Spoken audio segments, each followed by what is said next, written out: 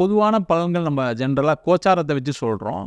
சொல்லும்போது என்ன ஆகுன்னா, ரிஷபராசி அன்பர்கள் முக்கியமாக அவங்களுக்கு என்ன நடக்குது அப்படின்னா, நிறைய பேருக்கு ராகு திசை குரு திசை நடக்கும். இந்த ராகு திசை நடக்கும்போது என்ன பண்ணுவாங்கன்னா, இவங்க ஏதாவது ஒரு விஷயத்தில் போய் மாட்டிக்குவாங்க. மாட்டிக்கும் போது என்ன ஆகும்னா, அதுலேருந்து வெளில வரதுக்கு ரொம்ப சிரமப்பட வேண்டிய சூழ்நிலை இருக்கும். இவங்க என்ன எதிர்பார்க்குறாங்கன்னா, உடனே நம்மளுக்கு எல்லாம் வெளில வந்துடணும் அப்படின்னு நினைப்பாங்க. அது நடக்குமான்னு கேட்டால் நடக்காது. ஏன்னா இவங்களுடைய இப்போ கடன் வச்சுக்கோங்களேன், பெரிய கடனாக இருப்பாங்க. ஆனால் வருமானம் வந்துட்டு தான் இருக்குது. அந்த கடனை அடைக்கக்கூடிய வருமானமும் சில பேருக்கு இல்லாமல் இருக்குது. அதே போல் குரு திசை, இவங்களுக்கு 8ஆம் அதிபதி குரு. அதனால் பார்த்திங்கன்னா அஷ்டமாதிபதியாக இருக்கிறதுனால இவங்களுக்கு தேவையில்லாத குடும்பத்தில் குழப்பங்கள், சண்டை சச்சரவுகள், குழந்தை இல்லாத நிலைமை, இது எல்லாமே இருக்கிறதுக்கான சான்சஸ் இந்த ரிஷபராசி என்பவர்களுக்கு உண்டு.